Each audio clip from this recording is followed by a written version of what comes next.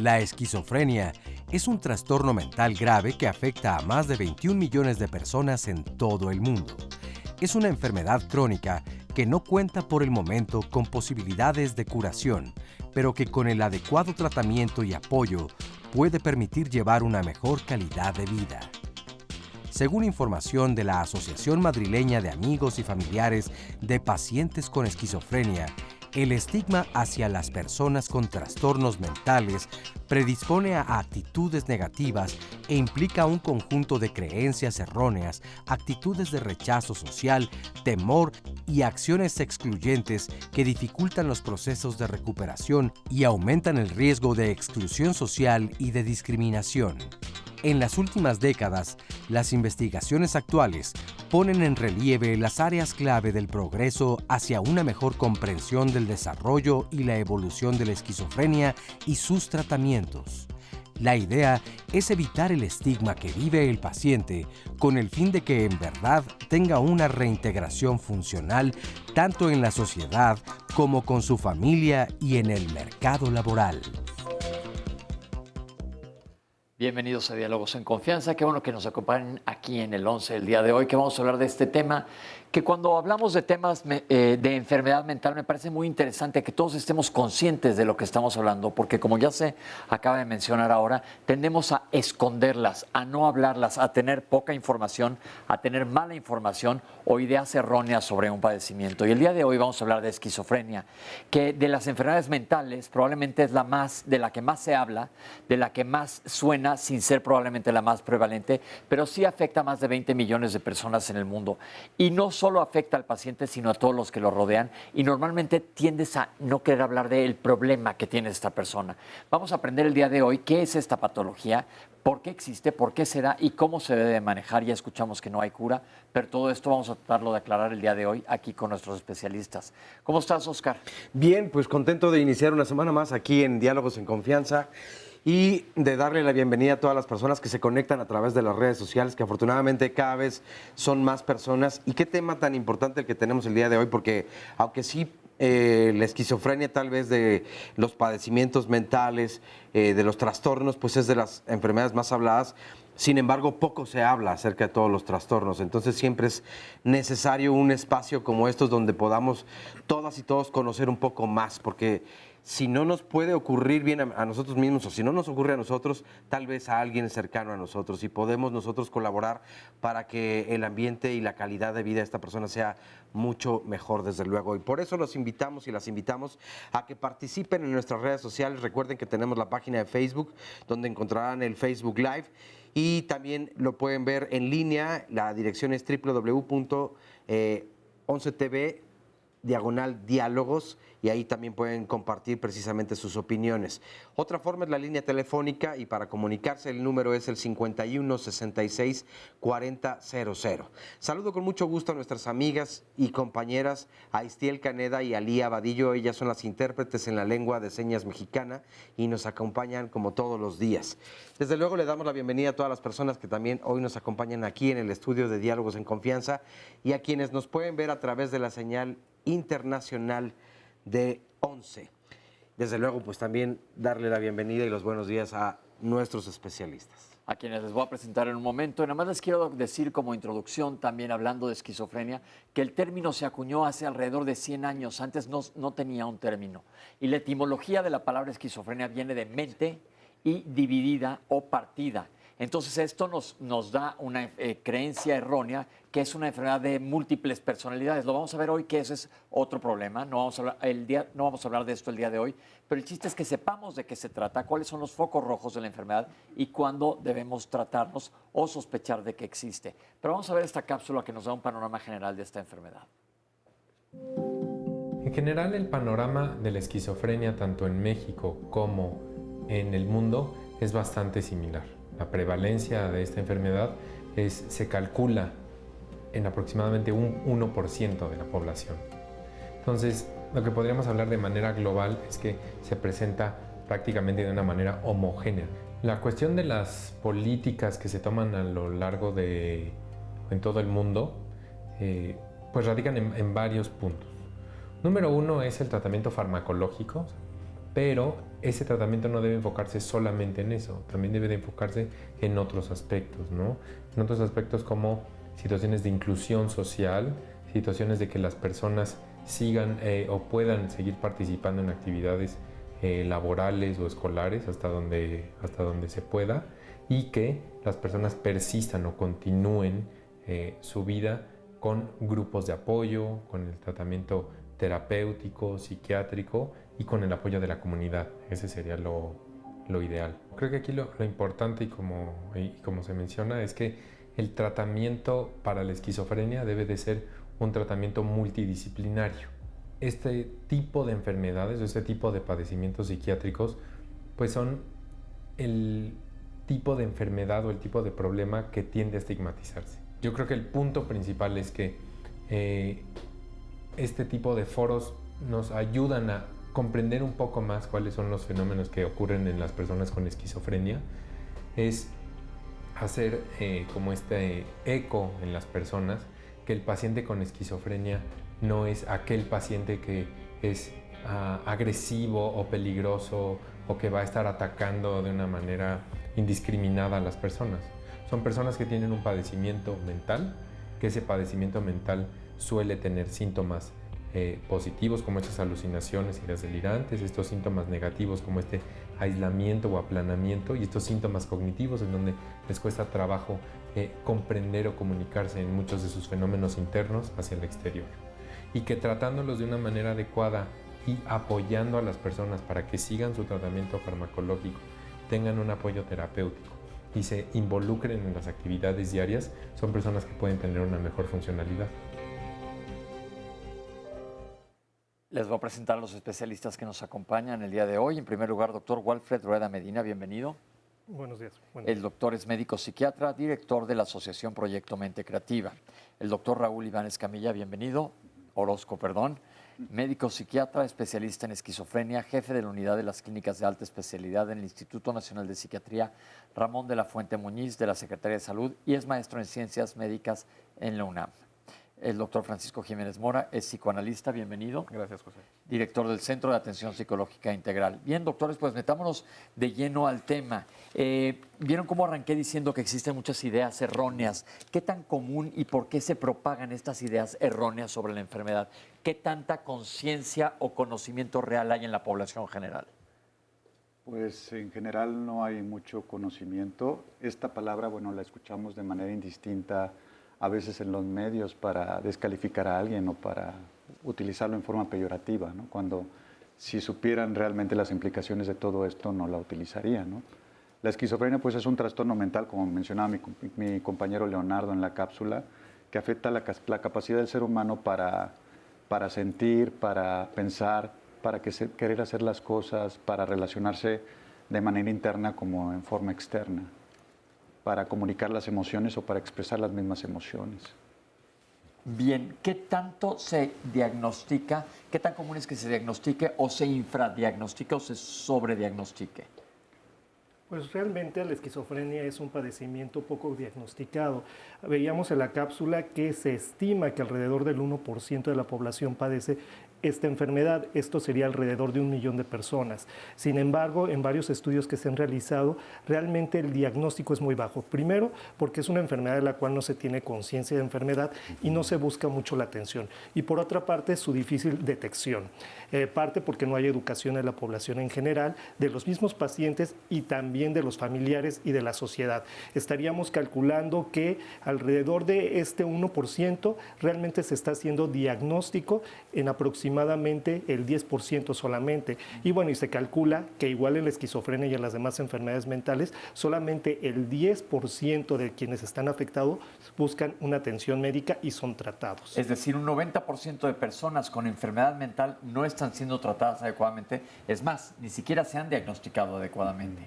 Esto es por falta de, no solamente el paciente es el afectado, los familiares, o tiene que ver el estigma del que estamos hablando de querer esconder a la persona que tiene esta patología. No solo creo que es una cuestión de falta de información.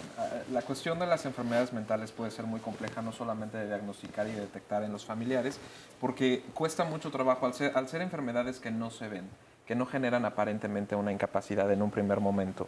Se suele confundir de repente en determinados ambientes familiares como una cuestión de actitud, una situación de personalidad, cuestiones que tienen que ver como con otras cuestiones, por ejemplo, hábitos y formativos, ¿no?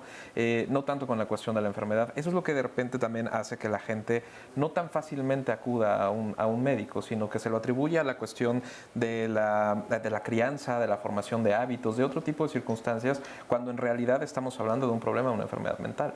Y un común denominador aquí los lunes es el retraso en el diagnóstico. Sí. Que en esquizofrenia, ¿qué tan común es que una persona empiece a sospechar que algo le está pasando, algo anda mal, a que llegue a tener un diagnóstico adecuado? En general es muy común. Estos pacientes tardan en promedio pues, cerca de 2 años en llegar con un especialista y recibir un tratamiento farmacológico. También se ha estudiado mucho que esto puede empezar desde etapas muy tempranas de la vida, incluso desde la niñez hay casos que se han descrito. Esto es muy importante porque entre más retraso haya en la atención, el pronóstico también es diferente. Entre más pronto se instaura un tratamiento farmacológico o biológico, que es la base del tratamiento, los medicamentos son la base del tratamiento, la terapia es tratamiento coadyuvante integral, pero se va adjuntando al tratamiento biológico. Entre más pronto se instaure, el pronóstico puede ser completamente diferente y hay más posibilidades de que se alcance a una verdadera recuperación o reinserción social. Bien, esto es bien importante, lo decimos aquí todos los lunes, que con casi todas las patologías que vemos, mientras más temprano te trates va a ser más fácil la solución o el manejo de la patología. Antes de seguir vamos a ver un testimonio que tenemos de familiares o personas que sufren de esquizofrenia. Vamos a ver esto. Yo tengo 35 años y padezco la enfermedad diagnosticada de esquizofrenia paranoide. Por el momento me encuentro trabajando en una pequeña empresa. Había síntomas que afectaban el entorno social, los cuales iban directamente empujados a mi comportamiento y hasta la percepción que yo tenía de las cosas. De repente se nos meten ideas raras de que la gente nos persigue, se nos meten ideas raras de que escuchamos voces y las situaciones habituales las vemos en un contexto diferente. Tenemos esa percepción y no es corregida a través de un medicamento. Vamos empeorando en la forma en que nos relacionamos dentro de nuestro entorno social. Me trataron de ayudar mis familiares, me trataron de ayudar los psicólogos, me ayudó entonces mi exnovia, pero no me dieron como tal una respuesta hasta que no fueron los psiquiatras quienes me diagnosticaron como tal la enfermedad. La enfermedad me la diagnosticaron hace 12 años aproximadamente. Se hizo a través de muchas técnicas, las cuales consistieron en estudios, resonancias electromagnéticas, pruebas de inteligencia, muchas consultas con diferentes especialistas, un hospital del gobierno muy bueno que se llama Instituto Nacional de Psiquiatría. Los médicos como tal diagnostican la enfermedad y la controlan a través de un antipsicótico, es la risperidona. Y el medicamento a mí me permite estar estable y tener una vida normal, con algunas limitantes, pero soy afortunado porque mi cuadro nunca ha presentado tendencias suicidas, autodestructivas. En esencia somos personas ordinarias, pero hay algunas cuestiones que dentro de nuestra enfermedad nos hacen diferentes a la vista de los demás. Siempre tenemos alguna cuestión diferente que no siempre toman a bien o no siempre tienen la precaución, la visión de entender a un enfermo de esquizofrenia paranoide y fácilmente somos tachados como los raros. A mí como enfermo, para distraerme de los síntomas, me gusta ocuparme en algunas cosas. Yo lo llamo a esas cosas mi trabajo. Durante el fin de semana me agrada estar en casa, después de tanto salir a la calle, después de tanto estar en diferentes ciudades del país, me gusta quedarme en casa con mi familia, con mi mascota y pues a ver a qué comidita nos invitan, ¿verdad? Aquí acabamos de ver un testimonio de alguien que está perfectamente consciente de su enfermedad, que ya pasó probablemente por una crisis y que se ha reinsertado a llevar una vida bastante normal, como el doctor comentó. Si se trata temprano, esto es más factible. Más adelante vamos a ver cómo se maneja, cómo se diagnostica, etcétera. Pero Oscar, ya tienes algunos comentarios. Así es, nos dice, por ejemplo, Liu Bakui, por favor, desvelen los mitos acerca de lo que es esta enfermedad, porque desconocemos mucho de ella. Jica Ángel Uribe nos dice, ¿puede comentar sobre el delirio de persecución y qué tratamientos existen para esta enfermedad? Nos mandan saludos desde Minatitlán, Veracruz, Furia Interna 7. ¿Es verdad, nos pregunta Griselda Rodríguez, que no tienen remordimientos? Un familiar padece, nos dice una persona, fuertes dolores de cabeza. Según le dijeron que es migraña y se le está tratando, pero ¿esto podría originar a largo plazo la esquizofrenia? Mari Carmen nos dice, estoy de vacaciones y los veo desde las 5 de la mañana, porque los temas me gustan mucho. Pues muchas gracias por desde tan temprano sintonizar la señal del 11.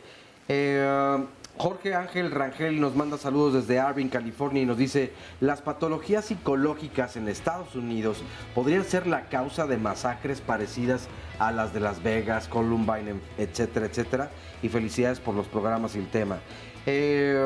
Nos preguntan si esto que dice el doctor Walfred suele suceder en varias enfermedades mentales. Desafortunadamente el desconocimiento en el grueso de la población pues no ayuda precisamente a todo esto. Daphne nos pregunta, tengo muchas dudas y una de ellas es si es parecida a la bipolaridad y qué tantas similitudes.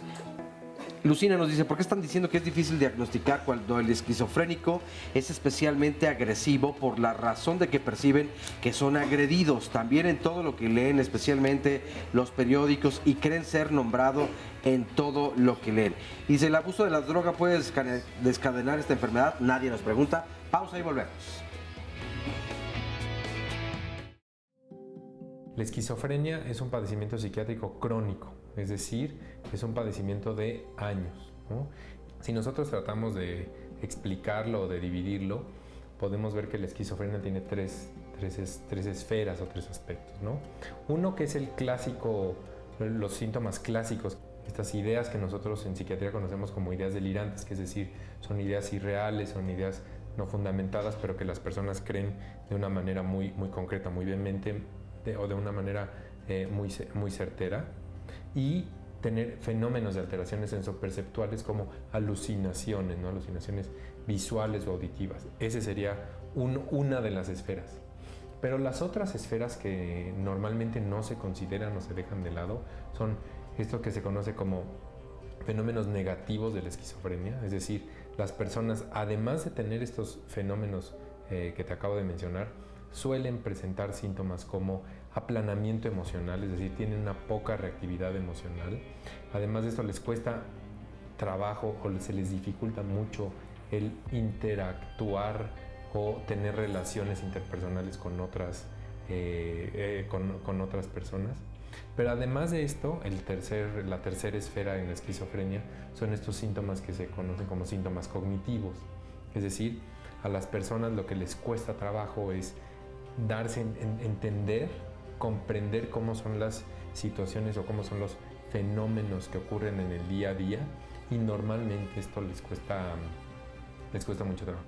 Y aquí lo ideal justamente es que el paciente con esquizofrenia o una persona que padezca este problema pues pueda, número uno, atenderse, o sea, llevar un tratamiento farmacológico adecuado, porque pues al ser un padecimiento crónico, como cualquier otro padecimiento crónico en una enfermedad, no necesita un tratamiento y un seguimiento. El que da el tratamiento y el seguimiento son los psiquiatras, con tratamientos farmacológicos, pero además de eso, terapias que lo ayuden a incorporarse y hacer actividades en su vida diaria. Se une a nosotros el doctor Pablo León Ortiz. Bienvenido, doctor. Gracias. Psiquiatra y neuropsiquiatra del Instituto Nacional de Neurología y Neurocirugía Manuel Velasco Suárez de la Secretaría de Salud. Bien, acabamos de ver una cápsula que es el panorama general de la esquizofrenia y les pregunto, doctores, ¿cuáles son las causas de esta enfermedad antes de que nos metamos de lleno a sintomatología? Quien quiera. Buenos días. Pues bueno, realmente las causas son multifactoriales, es decir, que se deben a muchos factores, pero principalmente hay un componente genético bien importante. Hay varios genes que se han encontrado, que se han ubicado, que predisponen a una persona a padecer este tipo de condiciones. Punto número 1. Si en tu familia hay alguien con esquizofrenia, es más factible que lo presente la descendencia. Sí, exactamente, aunque no se considera una enfermedad hereditaria, porque es diferente hablar de un componente genético que de un componente hereditario. No hay un patrón de herencia bien establecido, pero desde luego hay familias en donde puede haber varios familiares afectados con esta condición, sí, así es. ¿Alguna otra cosa? ¿Causas ambientales, hábitos que la destapen o que la causen?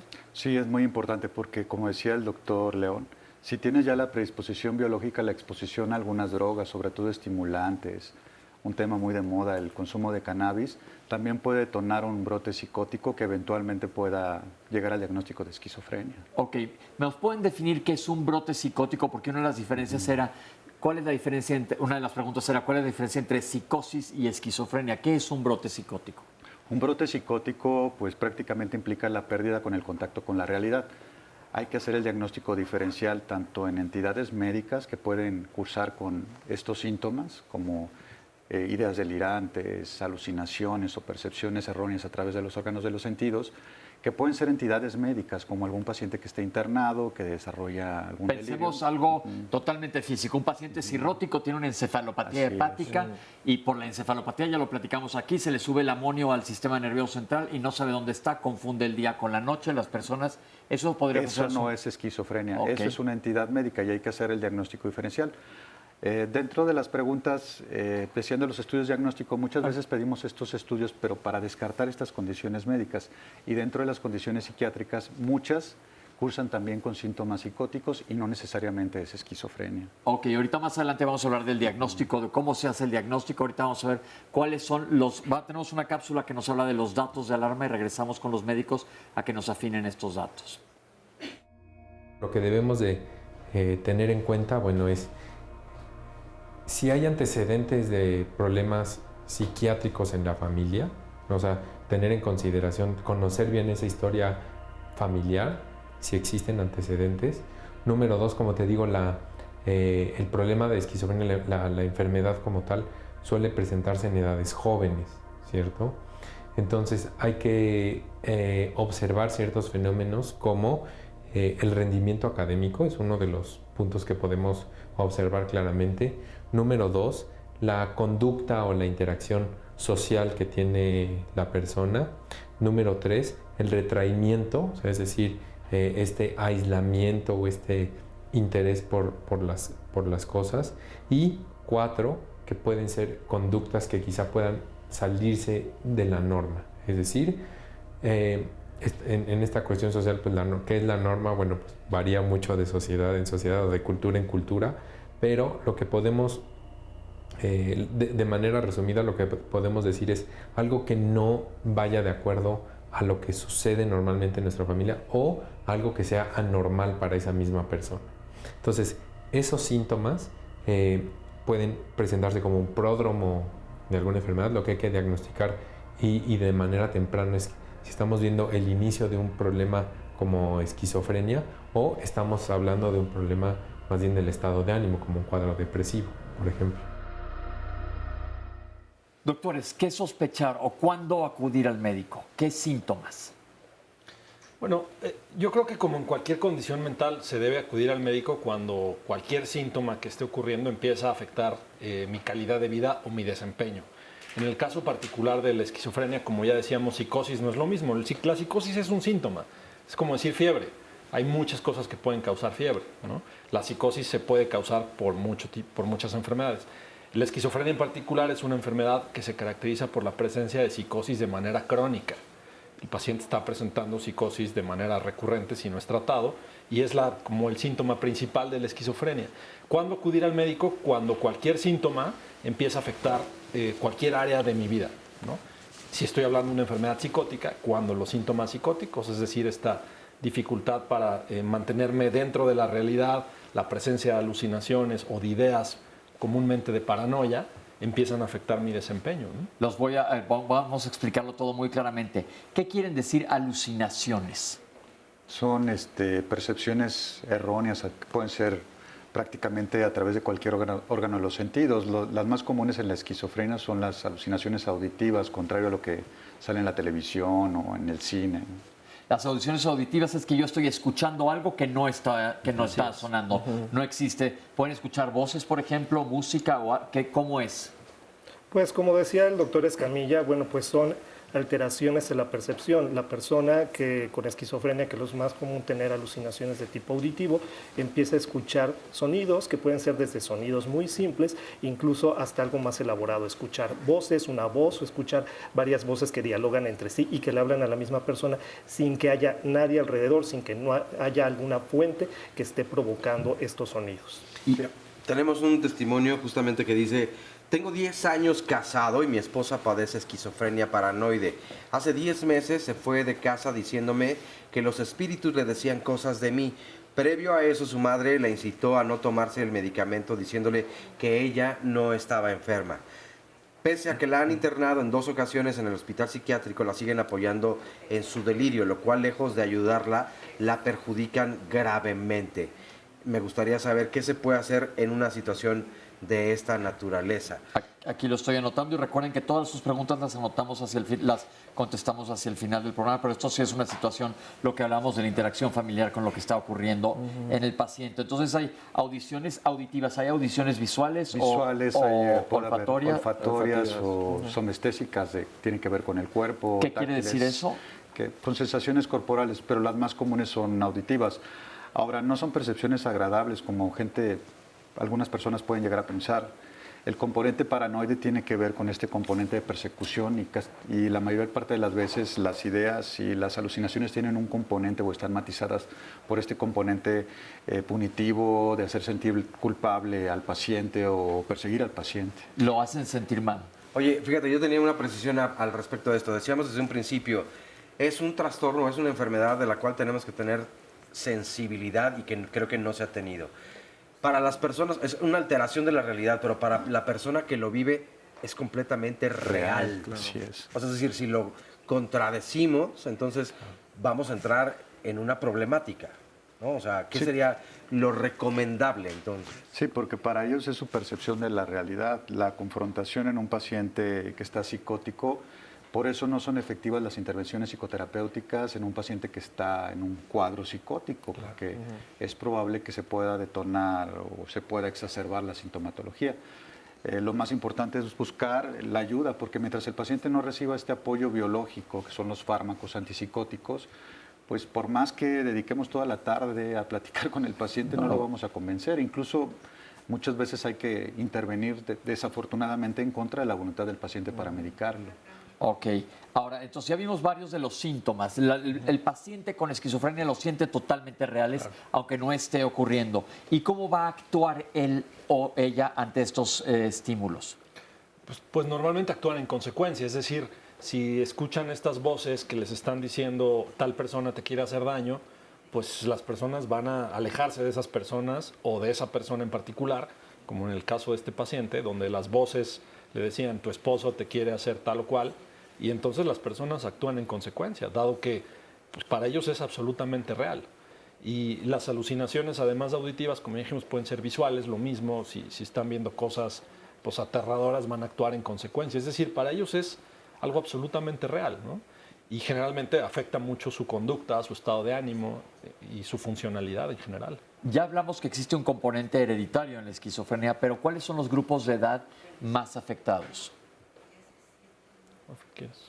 Pues los grupos de edad, como mencionaba el doctor Escamilla, este padecimiento se puede presentar en etapas muy tempranas. En la niñez, a lo mejor es poco frecuente que se presente en la niñez y posiblemente los primeros brotes se presentan hacia el final de la adolescencia, en la edad adulta temprana, y que es diferencial para los hombres que para las mujeres. En los hombres, los síntomas tienden a presentarse de manera más temprana que las mujeres. La causa todavía no es bien conocida, pero desafortunadamente este padecimiento pues afecta en mucho a las personas porque es crónico y que además no se está presentando en etapas finales de la vida, sino en etapas muy tempranas, incluso en edades en las cuales todavía el sujeto está adquiriendo habilidades para la socialización, está estudiando, y esto de alguna forma va a truncar su vida y le va a impedir que siga adquiriendo estas habilidades. Bien, en cuanto como en los tiempos ahora, estamos viendo muchos jóvenes que tienen depresión, que antes no se veía tanto, con muchos problemas de drogadicción, también ha aumentado muchísimo, el abuso de alcohol también. ¿Esto puede tener algo que ver o qué tan común es que la gente vaya a terapia desde jóvenes? O si y los terapeutas pueden detectar algo. Cuesta mucho trabajo que un adolescente por sí mismo asista a consulta. Y más como lo platicamos hace un momento, esta profesión es muy estigmatizada. A la gente le cuesta mucho trabajo llegar con nosotros a consulta, puesto que primero busca alternativas mucho más sencillas para ellos. Porque cargar un poco con la idea de que se tiene un padecimiento mental, incluso el aceptarlo, cuesta mucho trabajo. En la parte terapéutica, el abordaje siempre es el mismo. Si el paciente está en crisis, se tiene que hacer el abordaje desde los fármacos, desde la perspectiva psiquiátrica, y posteriormente tratar de hacer que el paciente entre un poco en conciencia de enfermedad, que vaya identificando sus síntomas. Eso colabora muchísimo, sin importar la edad. Sin importar la edad, cuando el paciente logra distinguir en qué momento empieza a presentar síntomas y qué aspectos ya son ajenos a él y son parte de la enfermedad, se cuenta con un montón de herramientas que el paciente puede hacer por sí mismo. Se ha mencionado varias veces a lo largo de la plática la palabra brotes. ¿Quiere decir esto que de repente está mal el paciente y luego puede estar perfectamente normal, o siempre está mal, o cómo funciona? Pues eso es variable y depende mucho del tratamiento, pero sí, normalmente el paciente cursa una infancia, una adolescencia más o menos normal, y por ahí de los 15 años, entre los 15 y los 20 en el caso de los varones, presenta su primer brote, es decir, el primer episodio con síntomas de psicosis. Y lo importante de esto es detectar ese primer brote y tratarlo rápidamente. Porque si yo no lo hago, ese brote se puede convertir en una situación crónica. Entonces no es ya nada más un brote, sino un estado. Y después, conforme evoluciona la enfermedad, es muy común que los pacientes dejen el tratamiento. De hecho, el 70% de los pacientes eventualmente dejan el tratamiento por diversas razones. Y al hacerlo, después de haber estado bien, vuelven a presentar otro brote. Entonces, el tema de brote ocurre pues porque el paciente se deja de tratar y vuelven a ocurrir los síntomas. Pero si el paciente está tratado, no tiene por qué tener brotes. Estos son datos muy alarmantes, porque si se fijan, estamos hablando que solamente el 10% de los pacientes que lo tienen se diagnostican adecuadamente. Y de este 10%, hasta un 70% tienen fallas al tratamiento, lo que quiere decir que bien controlado está muy pocas personas. Muchas por falla al tratamiento, muchas por falla del diagnóstico. Bueno, la gran mayoría porque no están diagnosticados. Oscar, te veo con ganas de decirnos algo. Sí, que sería importante saber cuáles son parte de esas razones por las que ya no se adhieren al tratamiento. Y voy a hacer de forma anónima este comentario. No nos comparte si él vive con esquizofrenia, pero dice, yo no estoy de acuerdo con los fármacos controlados. Es bueno ir con el psicólogo y hacer actividades varias. Ni los médicos generales entienden este padecimiento. Lo de la esquizofrenia es algo que se puede controlar, todo es posible estando vivo, pero también no es malo aislarse si me aburre la conducta de los demás. Y más adelante pone, en mi experiencia un fármaco solo pues te alenta, te distrae, te baja, bueno, es que lo pone de otra forma. Y nos dice, y los problemas siguen en la mente. Un psiquiatra en ocasiones sigue probando fármacos de varios laboratorios. Y dice, pues no estoy muy de acuerdo justamente en eso. También es importante no agravar esas conductas porque se pueden enfermar más las personas con esos padecimientos. Yo y más gente no recibimos llamadas de teléfonos extraños y eso lo pasa o le pasa hoy en día a mucha gente. El ambiente delincuencial afecta mucho y esto hasta el más sano. Bueno, en eso tienes razón. Y ahorita que regresemos, vamos a hablar más adelante, no se preocupen, vamos a hablar de cómo funciona el tratamiento, qué es lo que hacen los fármacos y la importancia de tomarlos. Vamos a ver también por qué hay gente que no quiere tomar fármacos, que eso es una parte, como acaba de mencionar el doctor, de la falla al tratamiento. Y ahorita que regresemos, yo creo que es importante que pongamos el dedo sobre la palabra paranoide. ¿Qué quiere decir paranoide? ¿Qué es la paranoia? ¿Toda la gente que está paranoide tiene esquizofrenia o es únicamente una manera de ver las cosas? Y en efecto, lo que tiene mucha razón es que esta situación colectiva en la que vivimos, sobre todo en nuestro país, del miedo, pues sí te puede llevar a pensar muchas cosas sin que necesariamente quiera decir que estés mal, que tengas algún padecimiento, nada más es estar consciente de que puede estar pasando algo. Pero vamos a hacer un corte y regresamos con ustedes aquí en el 11. Estamos en Diálogos en Confianza hablando de esquizofrenia. No se vayan. Vamos a platicar con el público. ¿Cuál es su nombre? Tito Cuauhtémoc López Alcocer. Tito, ¿cómo estás? Bien, bien, gracias. ¿Qué nos quieres platicar? Pues yo estoy en tratamiento psiquiátrico y psicológico también. ¿Con qué diagnóstico? Con esquizofrenia paranoide crónica. Ok, ¿y llevas tu tratamiento adecuadamente? Sí, así exactamente. Pero lo suspendiste un tiempo. Hace como unos 7 años lo dejé de tomar, dos años, y pues por cuenta propia. ¿Por qué? Porque sentí que no me hacía efecto, porque me sentía bien, me sentía Estás lúcido. tomando el tratamiento y te sentías lúcido y te sentías bien, entonces lo dejaste y ¿qué pasó? Pues me empecé a aislar, empecé a ser un poco más agresivo, oyendo voces, me aislaba y me estaba en la calle todo el tiempo, mucho tiempo en la calle, pero yo lo veía normal. O sea, yo pensaba que ya después, cuando me volvieron a internar, como que ya recapacité de todo lo que hacía y decía, ya fue cuando ya otra vez me empecé a tomar medicamento. ¿Y cómo te sientes ahora? Pues ya mejor, o sea, ya comparto más con la familia, soy más amable, convivo más, ahorita estoy en una cooperativa de encuadernación y ahí estamos dándole duro. Perfecto. ¿Qué le quieres decir a toda la gente que nos está viendo en la televisión? Por ejemplo, la persona que nos habló que dijo que él no quiere tomar medicamentos. Pues yo creo que al principio es fuerte, es como que sí te afectan mucho los efectos secundarios, pero ya después cuando te va acoplando el cuerpo, ya te vas sintiendo con más ganas de hacer cosas, más tranquilo, más fuerte, más consciente y con menos temor a enfrentar a las personas. Muchísimas gracias por tu comentario y gracias por estar aquí con nosotros en Diálogos. Sí, está bien. Hola, ¿cuál es tu nombre? Rocío Magnolia García Ramírez. Hola, Rocío, ¿qué nos quieres platicar? Bueno, yo les quiero decir que no busquen remedios caseros de que la abuelita, el tío, el primo, vayan a los médicos, sea el general. Aunque sea el general, te puede dar una pista por lo menos de alguna información importante.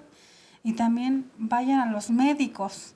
A veces hasta aunque estén en los pueblitos hay médicos para Dime que les una ayuden. cosa, ¿tú qué tienes? Esquizofrenia paranoide. Ok, pero tú tuviste que dejar de tomar los medicamentos también un tiempo. ¿Por qué? Por falta de dinero. ¿Y qué pasó cuando dejaste los medicamentos? Me sentí muy mal, me internaron de inmediato. Te internaron de inmediato. ¿Y cuánto tiempo tomó en que pudieras volver a estar así perfectamente funcional como ahorita? Pues como 2 años. 2 años. ¿Qué le quieres decir a la gente que nos ve? Que lo que ya le dije. Que no dejen de ir con el médico. Que vayan a cualquier cosita de médico, cualquier cosita, a un médico por eso se especializa. Y más los psiquiatras tienen que saber que hay más enfermedades. Descubrí que no saben que hay bipolaridad, hay otra nueva que sacaron en internet que buscan a los niños y no es, luego están jugando con ellos y por eso les pasan las cosas. Más que nada, ir con el especialista. Ir con el especialista y nunca dejar a sus padres. Perfecto. Muchísimas gracias. Déjame pasarme para acá para platicar. Hola, ¿cómo te llamas? Abel. ¿Cómo estás, Abel? Bien. ¿Tú qué nos quieres platicar? ¿Tú qué tienes? Esquizofrenia paranoide. ¿Y estás tratado? Sí. ¿Cómo te sientes? Bien. Bien. ¿Y qué le quieres decir al público? Pues que no dejen ir a ver al doctor porque yo estoy internado en la clínica de San Rafael de 77 de enero a diciembre. Y que no dejen de ver a su médico para no recaer.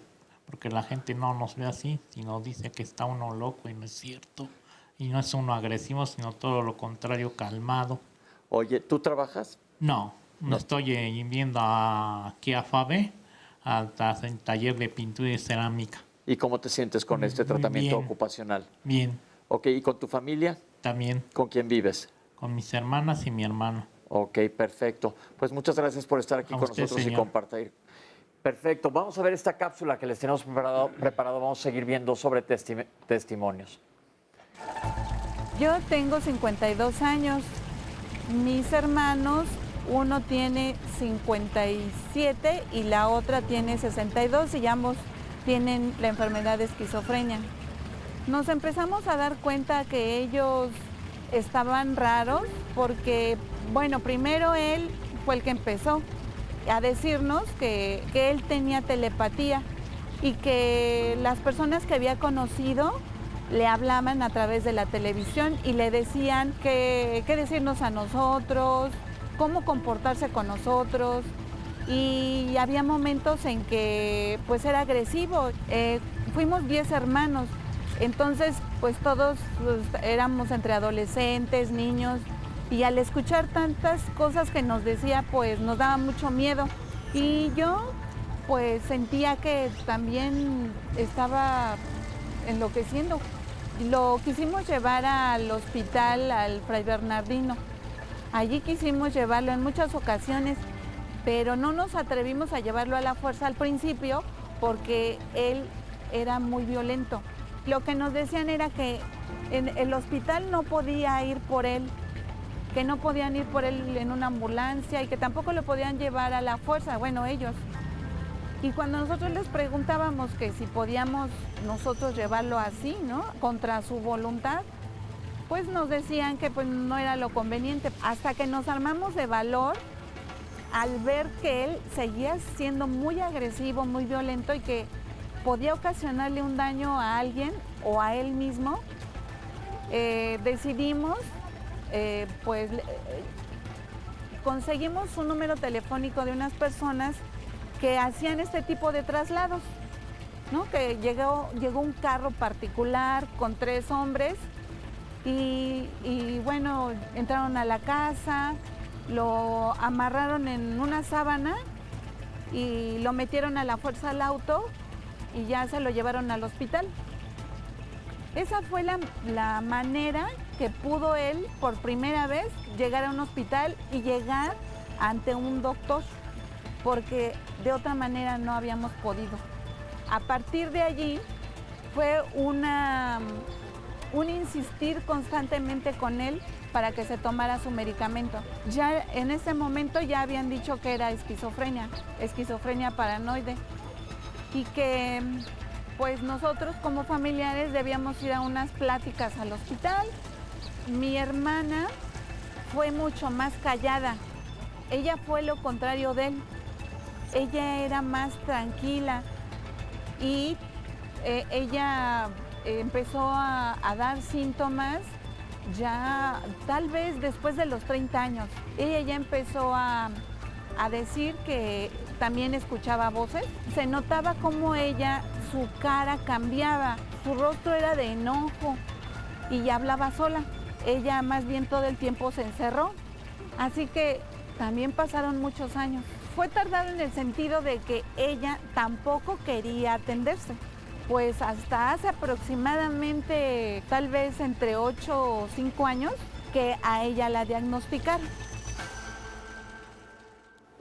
Perfecto, muchas gracias por los testimonios, porque son testimonios que nos hacen ver cómo está la situación verdaderamente. Aquí están los especialistas y gracias al público por comentar con nosotros. Doctores, ¿qué tan común es que un paciente se pueda poner agresivo, como acabamos de escuchar ahorita en el testimonio, y qué se debe de hacer? Eso es muy, muy importante y quiero retomar aquí el tema del estigma que hay hacia la enfermedad mental y sobre todo hacia la esquizofrenia.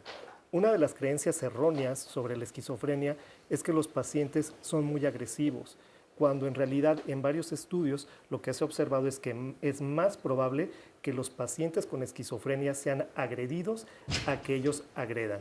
Obviamente sí puede haber casos de pacientes con esquizofrenia que no están siendo tratados, que no están controlados y que puedan presentar episodios de agresividad, pero este es lo menos frecuente si lo valoramos en conjunto.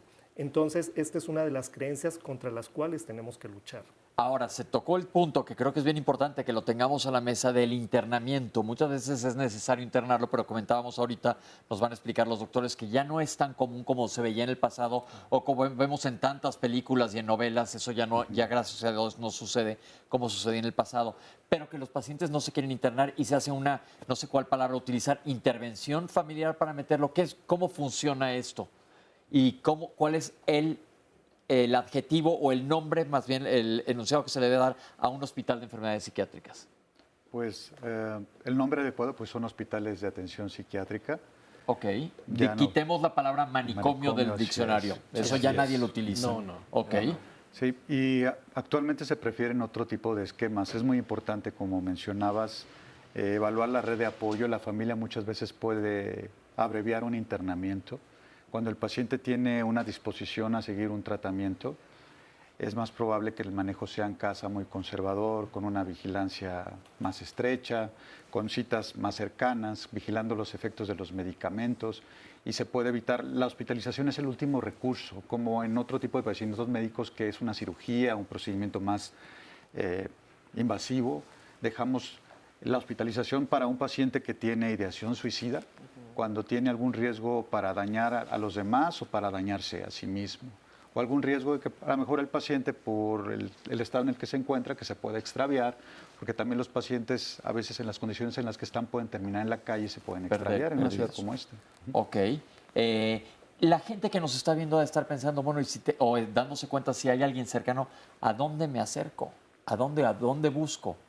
¿A qué tan común es que haya hospitales con esta especialidad en nuestro país?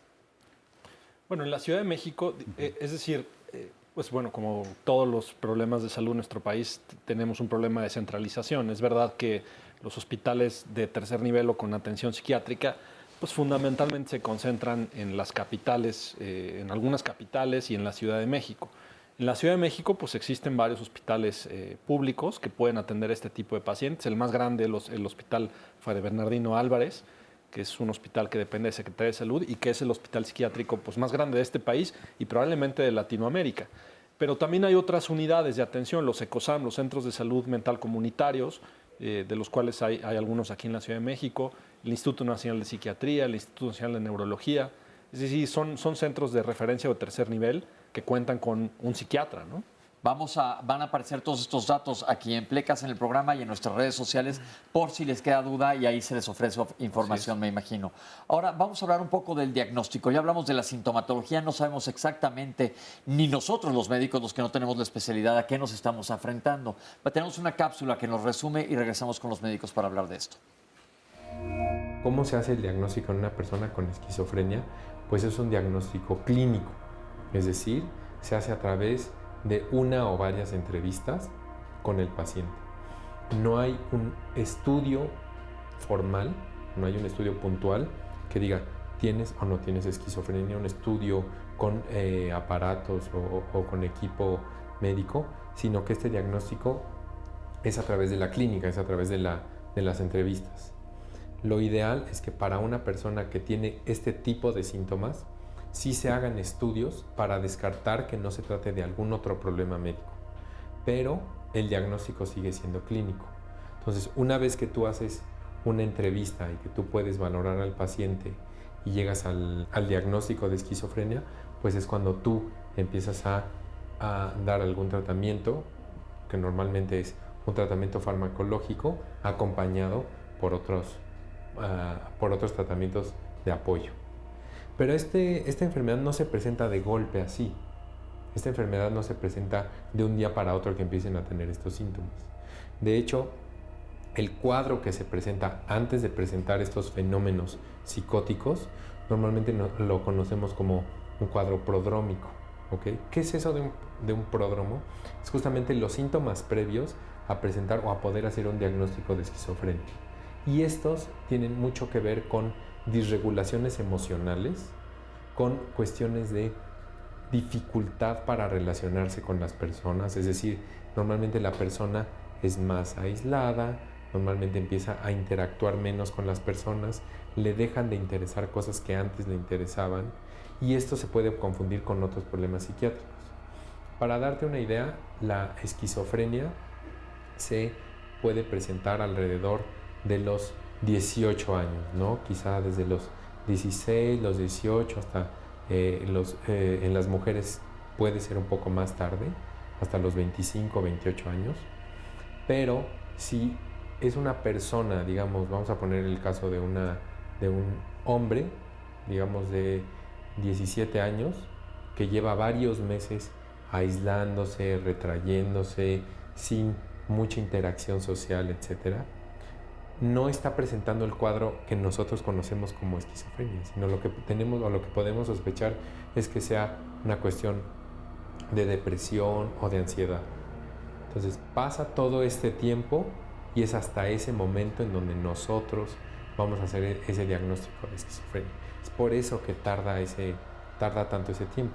Y lo ideal justamente es cuando se tenga la sospecha o se tenga alguna duda, es acudir con un profesional de salud mental que sí puede agrupar y puede observar estas diferencias para ver si se trata de un padecimiento de tipo esquizofrenia. Bueno, pues toda esta información es muy importante. Fíjense que hay varios comentarios donde nos dicen que sienten que está elevado todavía el lenguaje, entonces que no están entendiendo muy bien. Recuerden que toda la información, todas las cápsulas pues, las pueden volver a ver porque pueden ver el programa entero de nuevo y las veces que ustedes quieran y recomendárselo a las personas que ustedes quieran porque lo tenemos en nuestra página de Facebook y horas más tarde también en YouTube para que lo puedan volver a ver con tranquilidad, desde luego, pero pues se hará un esfuerzo para que el lenguaje esté más al alcance de todo el mundo. Nos dice Giselle, por ejemplo, o en contraposición a lo que acabamos de escuchar un poco y lo que se ha hecho.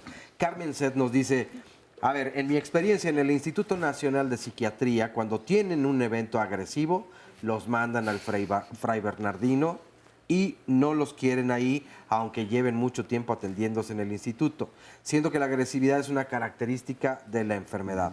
Giselle M.A. nos dice, psiquiatra, psicoterapeuta y afines deberían ser parte de la canasta básica de nuestra salud. Todos necesitamos de la salud mental. ¿Cuál es el promedio, nos dice Rebeca Batres, de vida de una persona que vive precisamente con esquizofrenia? Como cualquier padecimiento, nos dice Aiko Rodríguez, tienen un impacto personal, familiar y social en diferentes grados, pero con ayuda adecuada puede salir adelante. La mente es un misterio y toda la vida como nos toque vivirla es una oportunidad, una experiencia y un ejemplo. Pero que lamentablemente hay algunas personas que se destruyen si las abandonamos. En cambio, con nuestro apoyo y comprensión, la vida puede ser mucho mejor de la que se espera. Oli Cruz nos dice, es cierto que cuando una persona ha sido medicada siempre de alguna manera va a requerir el medicamento. Sé de una persona que la dieron de alta, pero después se le tuvo que medicar otra vez.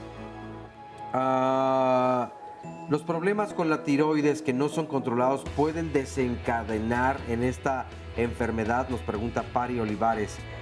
Gracias por el programa. Mi hermano usó todas las drogas desde los 14 años y ahora padece esquizofrenia, nos dice Mari. Anda de indigente, quiero internarlo en el Fray Bernardino y ya no lo quieren internar. Por favor, necesito ayuda y alguna otra recomendación. Hacemos una pausa y regresamos. Regresamos aquí a Diálogos en Confianza. Escuchen bien el tema que tenemos mañana, que todos los martes son de familia. ¿Por qué toleramos el maltrato infantil? Y tal vez se pregunten, bueno, ¿y por qué comenzarlo haciendo una pregunta, esto de el maltrato infantil? Pues la verdad es que la realidad es aplastante y la verdad muy preocupante. Resulta que México es el país con más maltrato infantil en todo el mundo, así de sorprendente como lo estoy diciendo. ¿Y por qué es así? ¿Por qué se da este tipo de situaciones en nuestro país? ¿Por qué no hay atención? ¿Por qué pensaríamos que tal vez no llegaríamos a ese lugar o ese tipo de grados en el maltrato? ¿Qué es lo que está pasando en cuanto a la educación con las niñas y con los niños? ¿De cuánto les responsabilizamos? Y en realidad es la responsabilidad de los adultos. Pero lo ponemos entonces en las niñas y en los niños, y es que no me hace caso, y es que la situación, en fin, pretextos y situaciones inventadas puede haber muchísimas, pero la realidad es que pues somos el primer lugar en el mundo de maltrato infantil. Pero ¿qué podemos hacer? No para prevenirlo, evidentemente, que sería lo ideal, para llevarlo a cabo y luchar en contra de esta situación. Pues no se pierdan el programa de mañana en punto de las 9:30 de la mañana. Y si quieren venir aquí al programa, marquen al 5341-4435. Resumen de la primera parte.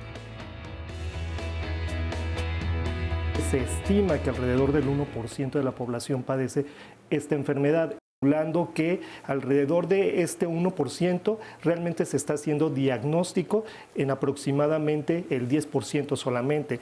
Lo que se lo atribuye a la cuestión de la crianza, de la formación de hábitos, de otro tipo de circunstancias, cuando en realidad estamos hablando de un problema, de una enfermedad mental. Principalmente hay un componente genético bien importante. Hay varios genes que se han encontrado, que se han ubicado, que predisponen a una persona a padecer este tipo de condiciones. Si tienes ya la predisposición biológica, la exposición a algunas drogas, sobre todo estimulantes, un tema muy de moda, el consumo de cannabis, también puede detonar un brote psicótico que eventualmente pueda llegar al diagnóstico de esquizofrenia. Y dentro de las condiciones psiquiátricas, muchas cursan también con síntomas psicóticos y no necesariamente es esquizofrenia. La esquizofrenia en particular es una enfermedad que se caracteriza por la presencia de psicosis de manera crónica. El paciente está presentando psicosis de manera recurrente si no es tratado y es como el síntoma principal de la esquizofrenia. ¿Cuándo acudir al médico? Cuando cualquier síntoma empieza a afectar cualquier área de mi vida, ¿no? Tener alucinaciones de tipo auditivo, empieza a escuchar sonidos que pueden ser desde sonidos muy simples, incluso hasta algo más elaborado, escuchar voces, una voz o escuchar varias voces que dialogan entre sí y generalmente afecta mucho su conducta, su estado de ánimo y su funcionalidad en general. Este padecimiento se puede presentar en etapas muy tempranas. En la niñez, a lo mejor es poco frecuente que se presente en la niñez, y posiblemente los primeros brotes se presentan hacia el final de la adolescencia, en la edad adulta temprana. A la gente le cuesta mucho trabajo llegar con nosotros a consulta, puesto que primero busca alternativas mucho más sencillas para ellos.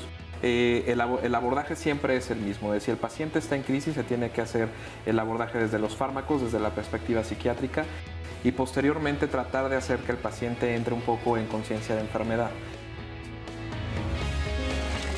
Pues nosotros como familia ha sido muy complicado, muy complicado y muy difícil tener a dos hermanos con esta enfermedad, porque nos sentimos culpables, nos sentimos con miedo, con angustia. A mí me preocupaba y me entristecía mucho que ellos, su vida se estuviera deteriorando de esa manera, que no estudiaran, no trabajaran, no estuvieran haciendo algo por su vida. Ellos trabajaban antes de que llegaran estos síntomas. Mi hermano trabajaba como albañil, iba a la escuela, estaba en el bachilleres, era buen estudiante. Y mi hermana también trabajaba, ella se dedicaba a la costura, hasta que empezó con estos síntomas y ya no quiso salir de la casa. Están viviendo en este momento con mi mamá. Principalmente mi mamá se hace cargo de ellos, de los dos. Ella es quien, pues, por decirlo de alguna manera, pues sí, los sostiene, los mantiene, ella les brinda los alimentos y lo que necesiten. Mi mamá tiene 82 años y hasta la fecha ella se hace responsable de los dos. Pues estoy consciente de que cuando ya mi mamá no esté, pues los vamos a apoyar. La verdad es que no sé cómo le haríamos, no lo sé exactamente, pero lo que sí me queda claro es que si mi madre no ha renunciado a atenderlos, a estar con ellos, a apoyarlos, para nosotros, al menos para mí, eso es un ejemplo de que pues cuando se quiere a un familiar, pues hay que apoyarle. Estoy viviendo mi sueño. Porque ellos ya están mejor. Y eso, para mí, es un milagro, es maravilloso que pueda llegar y verlos tranquilamente y saludarlos. Me ha costado mucho trabajo, he tenido que acudir a ayuda a ayuda profesional y también a algún grupo de autoayuda. Pues yo les diría a las personas que tengan alguna situación parecida a la mía, que sí pueden mejorar sus familiares y que sí pueden mejorar la relación con ellos, pero sí es importante insistir en que se atiendan, que no pierdan la esperanza, que insistan y que también busquen ayuda para que hablen de su enojo y de su desesperación con alguien que les puede entender y comprender para tener fortaleza para enfrentar esta situación que es muy difícil. Doctores, estamos viendo que la situación es difícil, pero antes de irnos anteriormente hablado de la paranoia y ahorita hablamos de que existen diferentes tipos de esquizofrenia. No es importante que el público en general las conozca, pero ¿qué hay con la paranoia? Si nos la definen primero y si es exclusiva de la esquizofrenia. Sí, bueno, la paranoia es como, la definición es tal cual, ¿no? La sensación de que algo o alguien o alguna situación en general me pretende hacer algún daño. Entonces yo vivo con un miedo constante de que esta situación o persona me haga algo, me vaya a lastimar de alguna manera, ¿no? Y es una sensación continua e inespecífica, está presente todo el tiempo. Ok, ¿y es exclusiva de esta enfermedad? Pues no realmente. La paranoia es un síntoma de psicosis muchas veces. Y como ya dijimos, la psicosis puede ser producto de muchas enfermedades psiquiátricas y no solamente psiquiátricas, también neurológicas o metabólicas, ¿no? Bien. Ahora, ¿cuál es el papel de la familia en el manejo integral de estos pacientes y de ellos mismos? Porque ya hemos visto en otras enfermedades que muchas veces no solo se afecta al paciente, sino a todo el entorno familiar. Los cuidadores primarios de estas personas tienen que ir a terapia. ¿Cuál es la recomendación a la gente que nos está viendo? Mira, es fundamental. La familia puede ser la mejor herramienta para ayudar al paciente o puede ser el mayor obstáculo para que el paciente mejore. Es complicado tratar de estandarizar o poder generalizar qué es lo que sucede. Depende también de la dinámica familiar. Sin embargo, lo más recomendable es que la familia del paciente también acuda a consulta junto con el médico tratante para tratar de resolver ciertas dudas. Eso también es importante, que también las personas o la familia cuente con la confianza necesaria con el médico tratante para poder hacer y formular las preguntas y dudas que tengan respecto a la enfermedad. De esa manera también van a tener información fidedigna respecto a qué es lo que le está sucediendo al paciente y cómo lo pueden también manejar en casa. Ahora, se mencionaba también, el tratamiento del paciente tiene que ser multidisciplinario, es decir, no solamente tiene que tener la parte farmacológica, sino tiene que tener un acompañamiento terapéutico también. La familia de la misma manera. En el Hospital Psiquiátrico Fray Bernardino existe el elemento que es hospital parcial. Es justamente este modelo que se requiere para, incluso en la clínica privada. ¿De qué se trata?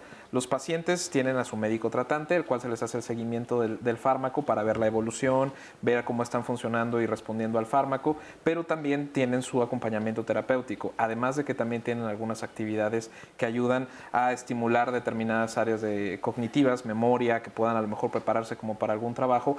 Y lo importante también es que la familia también tiene este apoyo psicoterapéutico y también psicoeducativo. Esto es importante mencionarlo. ¿De qué se trata esto? El psicoeducativo puede ser llevado por un psiquiatra o por un psicoterapeuta especializado en enfermedades mentales graves, y esto se trata para que las personas o los familiares conozcan de manera fidedigna y de una manera profesional los signos y los síntomas de la enfermedad del paciente, para que en la familia o en la casa puedan ellos aprender a distinguir qué aspectos pueden ser provocados por la enfermedad del paciente y qué otros aspectos pueden ser ya una actitud del paciente. Porque esa es la parte compleja de repente de la familia. A ver, entonces, aspectos que sean propios de la enfermedad o de la actitud del paciente, porque aparte todos somos diferentes y todos tenemos una personalidad única. Claro. ¿Esto cómo influye? Sí, también pues la misma personalidad del paciente, y a veces porque el paciente se molesta o se enoja o no le parece algo y ya le están adjudicando que ya está en una recaída o que ya está mal o que hay que subirle la dosis del medicamento. Y no necesariamente es la enfermedad, sino ahora, que está de malas. Sí, ahora otra cosa importante, no nada más es necesario trabajar la conciencia de enfermedad con el paciente, sino también con la familia, porque a veces el paciente acepta la enfermedad, pero la familia no lo acepta. Y a veces la misma familia es la que desalienta al paciente para que deje de tomar los medicamentos, o a veces cuando ya tiene el diagnóstico certero de esquizofrenia, a veces es la búsqueda de un especialista que le diga que no tiene esa enfermedad, por el mismo estigma o vergüenza que puede sentir la familia de tener a un familiar con este tipo de diagnóstico. Yo creo que esto es un punto bien importante, porque yo muchas veces les digo a los pacientes, independientemente de la enfermedad, que la realidad es que le quitemos el adjetivo de bueno, malo, terrible, espantoso, ahí está la enfermedad. Ahora, ¿qué va a hacer uno para relacionarse con la enfermedad? Que eso es lo importante. Y esto implica obviamente no solo al paciente que tiene la enfermedad, sino a la familia, y muchas veces la familia misma requiere una terapia. Ya decía yo al principio del programa que, bueno, esa es mi teoría propia, que todo el mundo deberíamos de ir a terapia porque todo el mundo estamos cargando algo.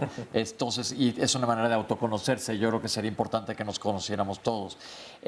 ¿Qué pasó, Oscar? Es que yo creo que hay personas que se encuentran en esta situación, como ya había leído alguna de las llamadas o comentarios. Nos dice esta persona, mi papá tiene problemas, pero no sé a qué grado. Hace un año aproximadamente se salió a la calle con un cuchillo y quiso dañar a un vecino. Ellos llamaron a una patrulla y después de eso lo estuve vigilando y realicé unas grabaciones de audio en donde él decía que veía unos animalitos muy bonitos, chiquitos, que se hacían grandes y que le estaban enseñando a hacer justamente eso.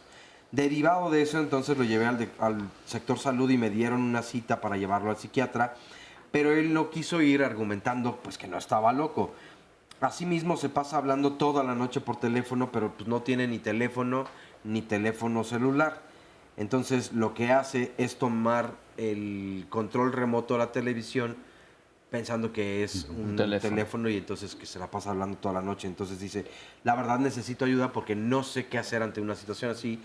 Y supongo, y era lo que decía en un principio, hay personas que se niegan a ir porque ellos entienden o se dan cuenta que están bien, o eso es lo que ellos juran que están bien. Piensan, claro. Estoy muy bien, no tengo ningún problema. Y aunque haya personas que ya les han dicho, tendrías o deberías atenderte o ir. Ya lo anoté aquí para que ahorita lo contestemos. Sí.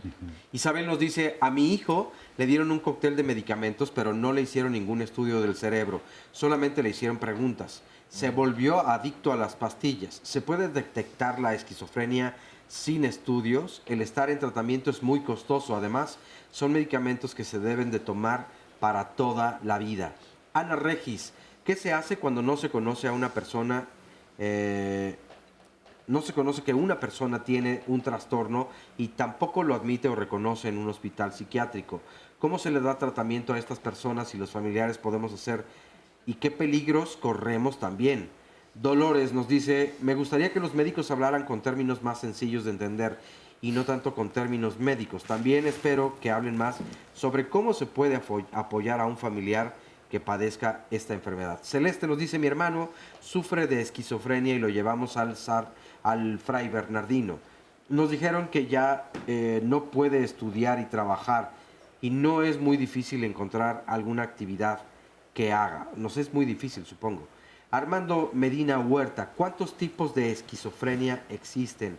Margarita Sánchez, las instituciones psiquiátricas dan las consultas hasta el año.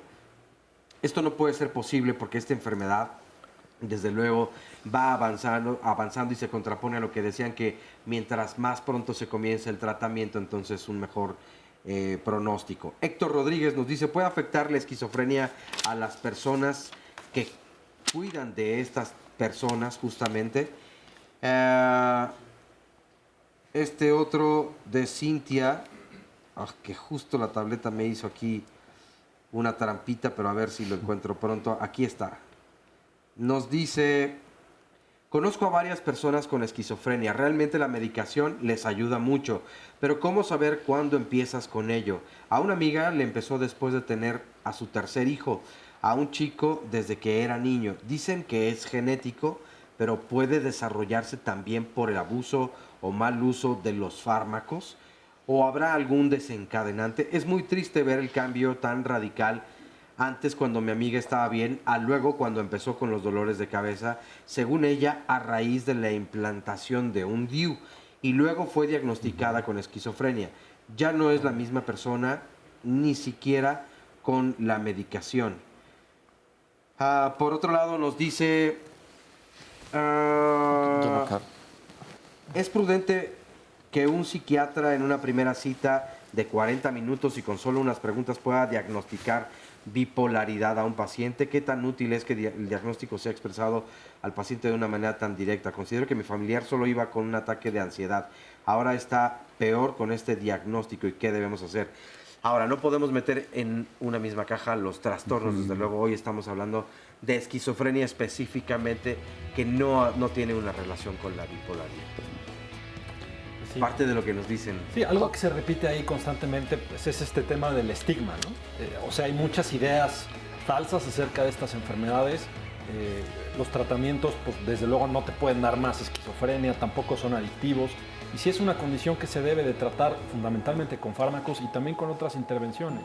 Ahora, justo antes de irnos a corte, que toca en unos segundos, pacientes con esquizofrenia, como lo acabamos de ver aquí, pueden, si no curarse, porque ahorita voy a hacer una alusión a esto, pueden manejarse y ser funcionales. Claro. Ok, esto es bien importante y nada más les comparo como, por ejemplo, un paciente que tiene diabetes. Se cura la diabetes, el paciente diabético va a seguir con su tratamiento para diabetes para siempre. Tiene hipertensión arterial, va a seguir con su tratamiento para hipertensión el resto de su vida. La mayoría de las enfermedades requieren de tratamientos a largo plazo. Vamos a un corte, regresamos con ustedes aquí en Diálogos en Confianza.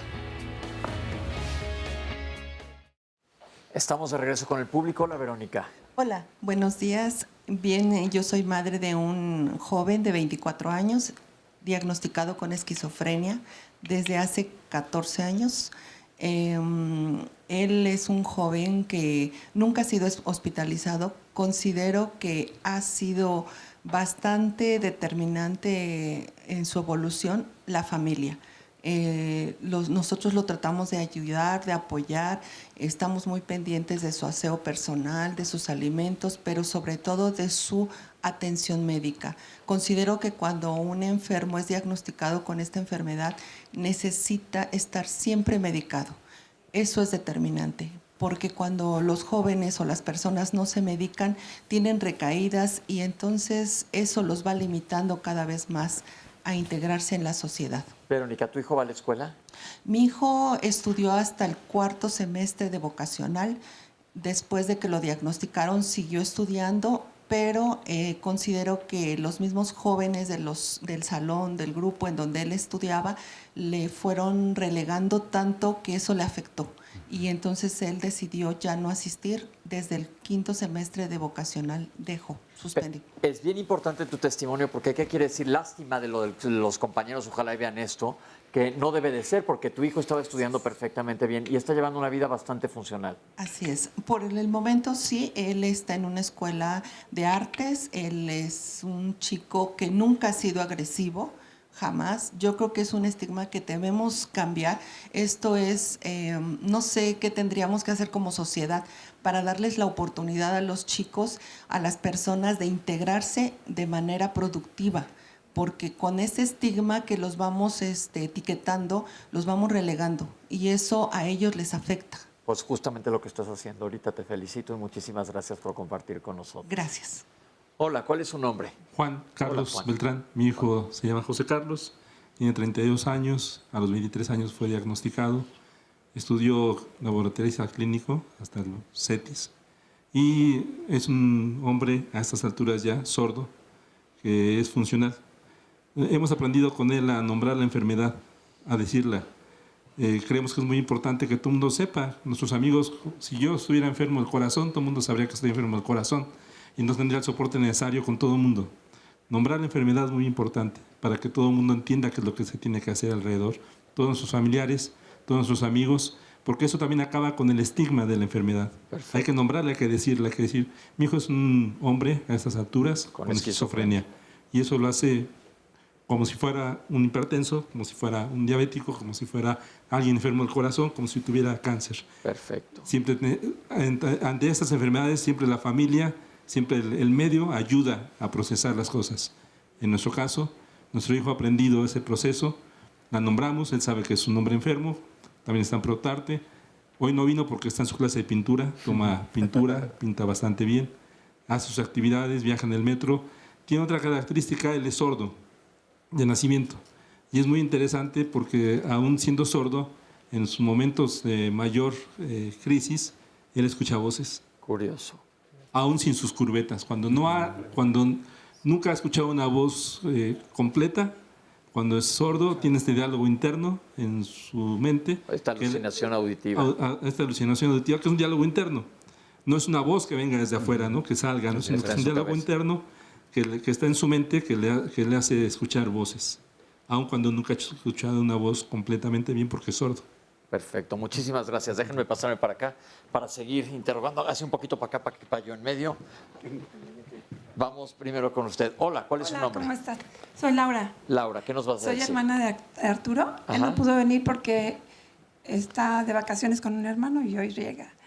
Pero bueno, mis papás desde chicos lo trataron con medicamentos y pues conocían la opción, a lo mejor en momentos de crisis, llevarlo al hospital. Yo nunca vi que mi hermano fuera agresivo.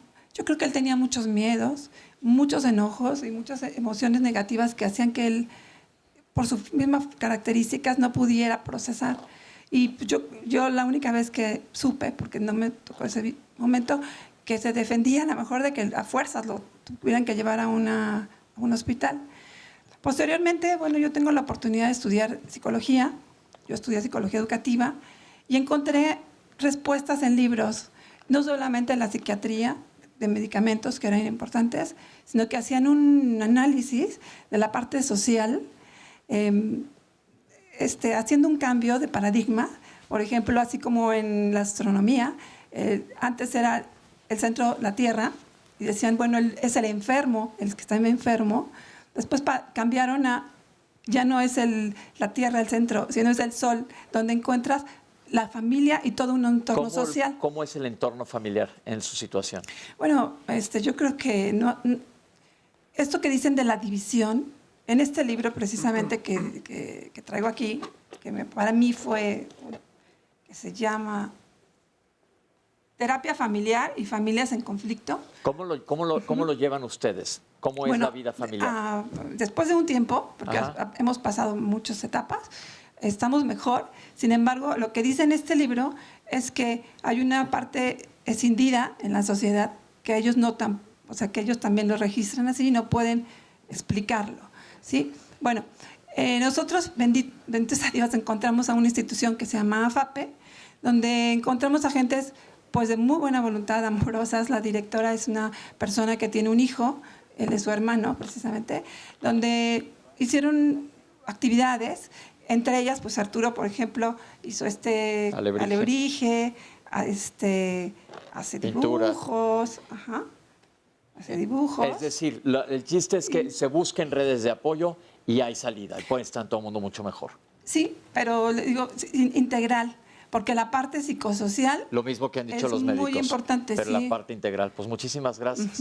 Vamos a escuchar qué nos tiene que decir. Hola. Sí, gracias. Bueno, por supuesto que hay una posibilidad de rehabilitación dentro del padecimiento, pero para ello es necesario que tanto la familia reciba información adecuada y que también el paciente rompa su dinámica en casa. Es muy común ver y saber que están en su casa durmiendo hasta las 12, 1 de la tarde. Obviamente entonces cambian sus pautas alimenticias y hay una manera de que se integren otra vez a la familia y a la sociedad y sí pueden llegar a trabajar y por supuesto que sí pueden Ustedes tienen una asociación, ¿no? Es una asociación que se llama FAPE, Asociación de Familiares y Amigos de Pacientes Esquizofrénicos, y tenemos actividades diversas, ahí conviven, hay paseos, salidas culturales, sociales, psicoeducativos a la familia, que es muy importante. Nosotros vemos que hay que atacar por ese lado de la familia.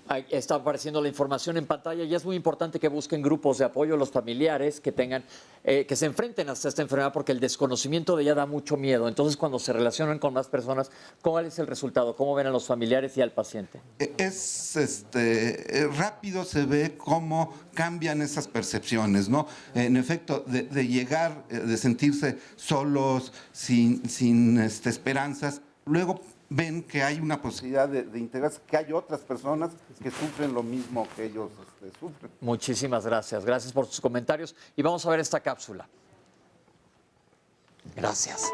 Mente Creativa es una asociación civil la cual está dirigida a personas con enfermedades mentales y lo que buscamos es la inclusión social de personas que tienen un padecimiento mental a través, de apoyarles a encontrar un trabajo de tipo protegido, también apoyar a personas que viven en situación de calle y que además tienen un trastorno mental, y el apoyo es brindándoles tratamiento y también realizando actividades que ayuden a disminuir el estigma en este tipo de padecimientos. Mente Creativa surge desde hace algún tiempo bueno, pues ha sido una inquietud por parte mía, en primera porque soy psiquiatra y también, bueno, pues porque en mi familia hay personas que tienen enfermedades mentales, por ejemplo, mi hermana que padece trastorno bipolar y bueno, pues estoy muy de cerca con esta problemática y yo sé por lo que pasa a las personas que padecen una enfermedad mental en cuanto, por ejemplo, la dificultad para encontrar un trabajo y bueno, de ahí surge esta inquietud y esta iniciativa y a través del tiempo, bueno, pues también debido a que en Estados Unidos existe todo un programa de apoyo protegido para los pacientes con enfermedades mentales y bueno, de ahí es donde se retoma también en parte esta idea para poder pues desarrollar esta asociación. Esta asociación es para todas las enfermedades mentales, no solamente para esquizofrenia, sino también, por ejemplo, enfermedades como depresión, trastornos de ansiedad, trastorno bipolar, trastorno por déficit de atención, trastorno obsesivo compulsivo, entre otras. Apoyamos a todas las personas que tengan alguna enfermedad mental, independientemente de la severidad del padecimiento mental y también, bueno, pues lo que buscamos la mayoría de las veces es que sí estén acudiendo a tratamiento, pero bueno, si no acuden a tratamiento, aún así les apoyamos. En Asociación Mente Creativa nosotros, bueno, buscamos trabajar con personas que tienen una enfermedad mental y también con los familiares, porque muchas veces los familiares se acercan y bueno, nosotros, bueno, pues estamos encantados de que nos pudieran contactar a través de nuestras redes sociales. Tenemos una página en Facebook que es Proyecto Mente Creativa, también tenemos una página en internet que la pueden buscar como www.proyectomentecreativa.com.mx y también estamos en Twitter como proyecto.mente y a través de nuestras redes sociales nos pueden contactar, ya sea para apoyo de tipo laboral o también muchas veces pues para organizar actividades que disminuyan el estigma y bueno, pues si tienen o conocen alguna persona que se encuentra en situación de calle y que ustedes sospechen que tiene alguna enfermedad mental, bueno, nos pueden contactar y nosotros, bueno, pues asistimos a ayudar a esta persona. Desafortunadamente en nuestro país, y no solamente en nuestro país, las enfermedades mentales sufren de una gran cantidad de estigma y el estigma es una de las principales causas por las cuales las personas no buscan tratamiento y también es una de las principales causas por las cuales, bueno, pues es una limitante para que las personas accedan a un tratamiento. Yo creo que nos debemos de concientizar, ya que dentro de todas las enfermedades, yo creo que las enfermedades mentales son las que más estigma tienen y dentro de las enfermedades mentales, yo creo que una de las más estigmatizadas es precisamente la esquizofrenia. Ahí lo tienen. Gracias, doctor, y felicidades. Qué bueno que exista todo esto para poder apoyar a las personas que padecen esto y a los familiares. Ahora hablemos un poco de la terapéutica farmacológica, es decir, los medicamentos. No se preocupen, no les vamos a dar nombres ni nada por el estilo. ¿Cuál es el objetivo de los medicamentos que se utilizan para esta enfermedad? Pues la base mejor conocida de esta enfermedad es biológica. Se utilizan medicamentos para estabilizar al paciente en base a las sustancias que hasta ahorita nosotros conocemos que podrían estar afectadas. Son antipsicóticos que logran estabilizar este sistema de neurotransmisores. A lo máximo que podemos aspirar ahorita es el control de la enfermedad, no existe una cura como tal. O sea, mientras el paciente esté tomando el medicamento, el paciente va a estar controlado. Y el efecto, algo muy interesante que hemos visto, es acumulativo. Entre más tiempo lleve el paciente tomando el medicamento, a 1 año, 2 años, 3 años, el efecto cada vez va a ser mayor. Que a primera instancia puede ser primero sobre los síntomas de las alucinaciones y los delirios, pero el efecto acumulativo va incidiendo sobre otros síntomas, como los síntomas relacionados con el pensamiento, los síntomas cognitivos y los síntomas negativos, como mencionaban, que tiene que ver con la apatía, con el aislamiento, la dificultad para relacionarse con los demás. Perfecto. ¿Existen muchos medicamentos o solamente uno?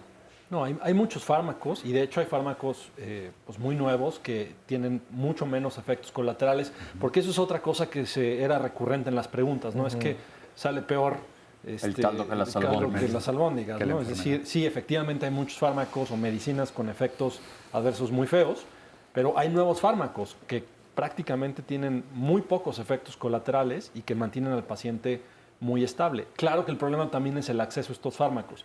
Lo que se está intentando es que muchos de ellos entren a lo que antes, ahora ya se le cambió el nombre, se conocía como seguro popular, y bueno, puedan tener acceso a la población sin ningún tipo de seguro médico, ¿no? Mira, otra cosa importante es, se habló que hay diferentes tipos de esquizofrenia, inclusive fue una de las preguntas, no tenemos que aprendérnoslos, pero dependiendo del paciente es la elección del fármaco, no es como que hay un fármaco para todos común. Sí, así es. O sea, tú eliges un fármaco dependiendo como de la... En realidad no es que haya muchos tipos de esquizofrenia. Hoy en día la tendencia es llamarle solamente esquizofrenia, ¿no? Pero sí dependiendo del tipo de síntomas o dependiendo del tipo de problemas específicos de cada paciente, se elige un fármaco.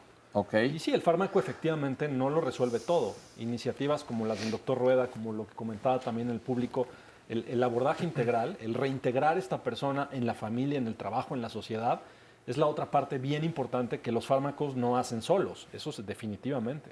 La terapia, doctor. Ahora es importante también mencionar, quizá agregando esto, cuando se habla de tener al paciente controlado, es que tengamos controlados los síntomas. Porque la mayor parte de la gente tiene también la idea o el estigma de que el medicamento va a mantener sedado al paciente. Y no es así.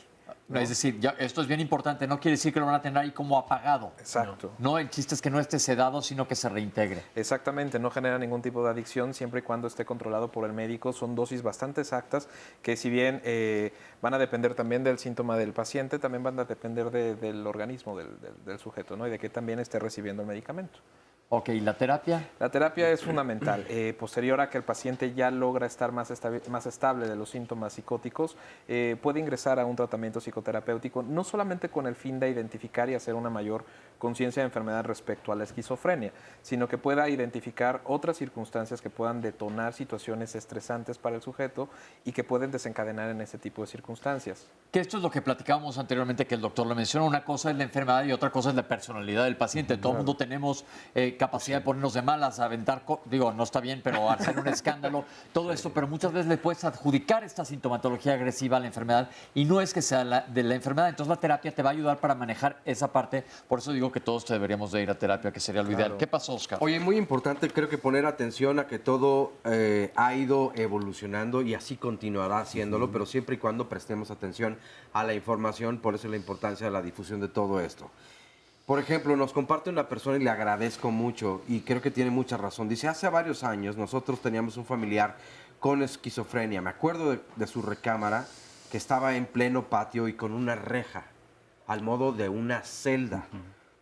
Como vivía en provincia, su familia pensaba que estaba, y lo pone entre comillas, embrujado. Creo que en torno a todo este tipo de enfermedades, de verdad que hay muchos mitos que sobre todo si le echas un ojo a lo anterior y ves películas que tratan de estos temas, la realidad supera la ficción. O sea, es decir, se han vivido cosas mucho peores y donde se ha violentado además a mucha gente en este tipo de condiciones. Por eso se requiere mucha sensibilidad y entonces darle de verdad una vuelta a todo este tipo de temas, pero con mucha más información y no a la ligera, como bien han dicho desde un principio. Y fíjate el caso de Mario Sánchez, a quien le agradezco también que lo comparta. Es necesario el diagnóstico y seguir el tratamiento sin abandonarlo cuando se sienten bien. Con la edad el diagnóstico mejora. Mi mamá, por ejemplo, tiene 85 años, ya no tiene alucinaciones desde hace 5 años, es funcional y le han reducido la dosis a lo mínimo. Aquí está el conjunto de todos. Cuando hay un buen diagnóstico, un buen tratamiento, el apego al mismo, pero sobre todo y muy importante, el acompañamiento de los seres queridos, ¿no? Esto es bien importante. Vamos a hacer un corte y vamos a regresar hacia la recta final de Diálogos en Confianza, hablando el día de hoy de esquizofrenia. No se vayan, ya volvemos. Todos los lunes recuerden que los temas son y hablan o hablamos de salud. El lunes de la próxima semana hablaremos acerca de los niños y el deporte. Y es que el deporte, desde luego, pues se recomienda para todas las personas. Pero tratándose de las niñas y los niños, ¿cuál es el deporte más recomendado? ¿Cuánto tiempo deben hacerlo? ¿A partir de qué edad se debe hacer? ¿Está recomendado todo el ejercicio para todos los niños y las niñas o hay condiciones especiales?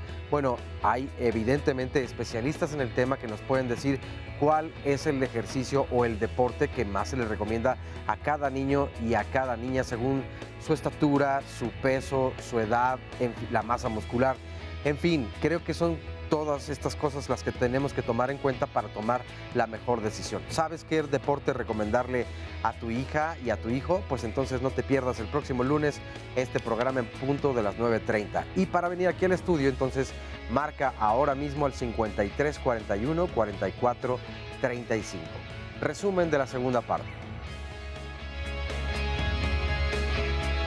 Y lo importante de esto es detectar ese primer brote y tratarlo rápidamente. Porque si yo no lo hago, ese brote se puede convertir en una situación crónica. Entonces, el tema de brote ocurre pues porque el paciente se deja de tratar y vuelven a ocurrir los síntomas. Una de las creencias erróneas sobre la esquizofrenia es que los pacientes son muy agresivos, cuando en realidad en varios estudios lo que se ha observado es que es más probable que los pacientes con esquizofrenia sean agredidos a que ellos agredan. Entonces, esta es una de las creencias contra las cuales tenemos que luchar. Evaluar la red de apoyo. La familia muchas veces puede abreviar un internamiento. Es más probable que el manejo sea en casa muy conservador, con una vigilancia más estrecha, con citas más cercanas, vigilando los efectos de los medicamentos, y se puede evitar. La hospitalización es el último recurso. Es fundamental. La familia puede ser la mejor herramienta para ayudar al paciente o puede ser el mayor obstáculo para que el paciente mejore. Es complicado tratar de estandarizar o poder generalizar qué es lo que sucede. Depende también de la dinámica familiar. Sin embargo, lo más recomendable es que la familia del paciente también acuda a consulta junto con el médico tratante para tratar de resolver ciertas dudas. Los pacientes tienen a su médico tratante, el cual se les hace el seguimiento del fármaco para ver la evolución, ver cómo están funcionando y respondiendo al fármaco, pero también tienen su acompañamiento terapéutico, además de que también tienen algunas actividades que ayudan a estimular determinadas áreas cognitivas, memoria, que puedan a lo mejor prepararse como para algún trabajo. Y lo importante también es que la familia también tiene este apoyo psicoterapéutico y también psicoeducativo. Nada más es necesario trabajar la conciencia de enfermedad con el paciente, sino también con la familia, porque a veces el paciente acepta la enfermedad, pero la familia no lo acepta.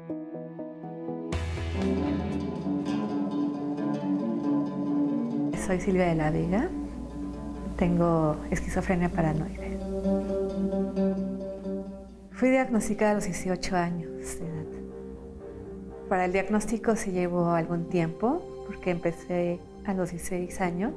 Como se juntó con la adolescencia, pues parecía más como una parte de rebeldía y a lo mejor de que estaba abusando de alguna sustancia. Yo en ese momento no quise tomar las pastillas y entonces tuvieron que transcurrir cerca de 2 años. La condición fue empeorando hasta que salí totalmente de la realidad, hasta que fui internada. Entonces, pues fue un poco complicado el entender, sobre todo tanto para mi familia como para mí, el entender lo que me estaba pasando. No fue nada fácil llegar al psiquiatra porque había un total desconocimiento de la enfermedad. A lo mejor si hubiera sido un poco antes no hubiera tenido que pasar por tantos problemas. No, actualmente llevo viviendo de forma más independiente desde hace 6 meses. Y sí, claro que fue toda una transición porque estaba acostumbrada a estar mucho en mi casa, en mi cuarto, con mi familia. Y lo cual, pues no puedo decir que era malo, al contrario, era muy buena. Sí, siempre ha sido muy buena nuestra relación. Su apoyo también ha sido, pues, de toda la vida. Y ahora también me han apoyado para que yo pueda vivir de una forma más independiente. Y mi pareja también me apoya para, pues, ser independiente y poder dedicarme a lo que me gusta, que es el arte. Las personas con esquizofrenia en sí somos personas muy creativas, muy dadas a hacer cosas para mejorar. Actualmente me dedico al arte, a la pintura, a la escritura y a la composición de música. También doy pláticas en universidades, en institutos acerca de esquizofrenia y de cómo he lidiado con ella. Escribí un libro que se llama Alma envuelta en llamas, el cual me ha permitido, pues, expresarle a mucha gente lo que es. Lo mejor es seguir los tratamientos, porque si uno deja de tomar las medicinas puede ser que llegues a empeorar. Cuando sigues los tratamientos, y no solo tratamientos con medicinas, sino terapia de arte, también otras cosas, ¿no? Como yoga, tai chi, qigong, o sea, todas las terapias y todo lo que puedas hacer para sentirte mejor, eso es lo que sirve. Muchísimas gracias por tu testimonio y sabemos que hay una exposición. Vamos a subir las redes sociales para que vean la otra parte de esta cápsula y sepan a dónde la pueden ir a ver. Muchísimas gracias. Ahora sí, doctores, vamos a empezar a dar respuestas a todo lo que la gente nos preguntó. ¿El delirio de persecución es esquizofrenia y cómo se maneja? Pues no necesariamente, es parte del componente psicótico paranoide y puede presentarse tanto en entidades médicas como en condiciones psiquiátricas, como mencionaba el doctor Pablo León. Es el análogo a la fiebre, la psicosis, es un parámetro de gravedad también para los diagnósticos psiquiátricos. Es decir, es un síntoma y no es específico de Así es. esquizofrenia. ¿Los pacientes con esquizofrenia tienen remordimientos de lo que hacen? Sí, claro. Muchos pacientes después de estar en el brote, es decir, se les trata y pues sí llegan a recordar las cosas que hicieron o dijeron durante el episodio, sí, claro que tienen remordimientos. Sí, Bien. ¿La migraña puede causar esquizofrenia? No. Ok. En realidad ninguna enfermedad puede causar esquizofrenia. Ok, pero hay varias preguntas y aquí estamos para contestarles a ustedes y aclararlo. La diferencia con psicosis ya la comentaron. ¿Las masacres en Estados Unidos se deben a esta enfermedad? No, y es precisamente una de las creencias erróneas y que mencionaba hace rato, que es el estigma que carga la esquizofrenia, que se cree que los pacientes con esquizofrenia son agresivos y es todo lo contrario, es más probable que sean violentados a que ellos ejerzan un acto violento. Ok, perfecto, bien importante. ¿Cuál es la diferencia en términos generales con bipolaridad? Pues el trastorno bipolar es...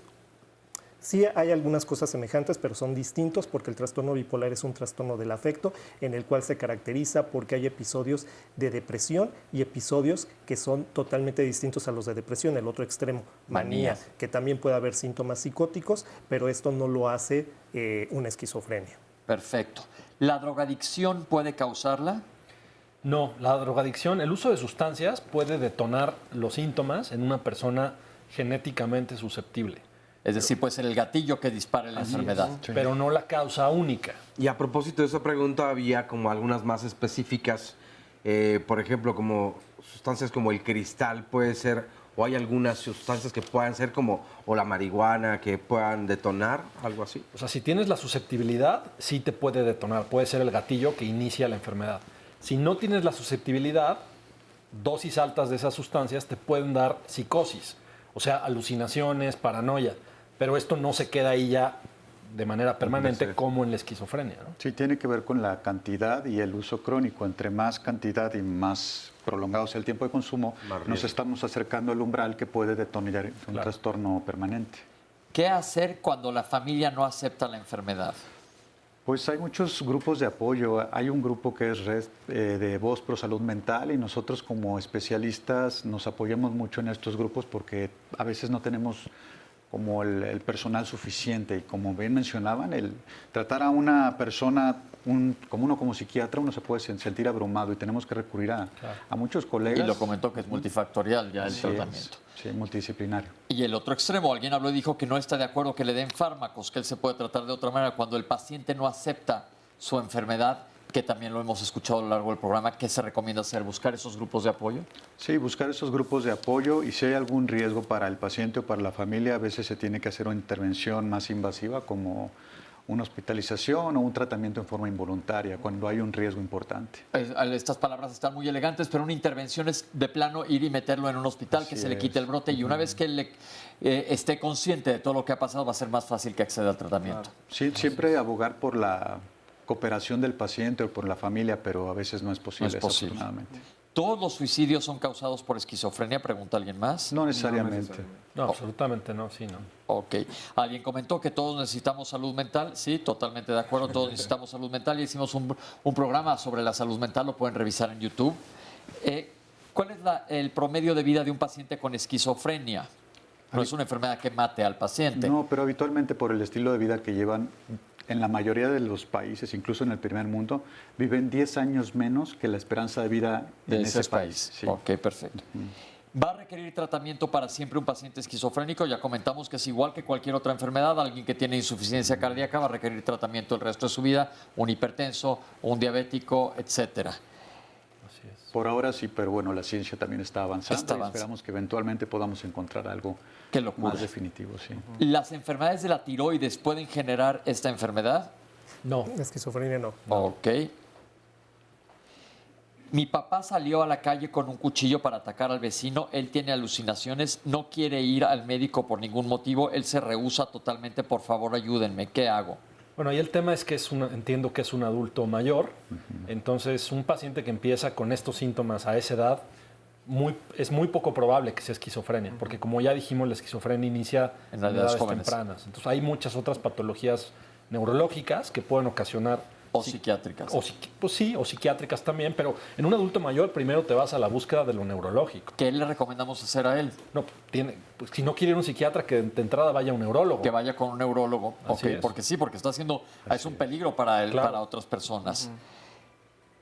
¿Es normal que te den un cóctel de medicamentos sin hacerte ningún estudio? ¿Existe algún estudio que te determine si lo tienes? Ya comentaron que el diagnóstico es clínico, es decir, una radiografía no te va a decir que tienes esquizofrenia, una tomografía no te va a decir, un estudio de sangre no te va a decir. Los doctores ya comentaron que este tipo de estudios se hacen para descartar otro tipo de enfermedades que puedan estar generando sintomatología parecida a la esquizofrenia. Por ejemplo, te hacen una tomografía o una resonancia para descartar que no tengas un tumor en la cabeza, que podría ser algún caso que tenga síntomas parecidos. Además que el tratamiento es como un traje a la medida. A veces hay que probar varios medicamentos hasta encontrar el medicamento perfecto para cada paciente. Perfecto. ¿Qué peligros corremos los familiares de un esquizofrénico?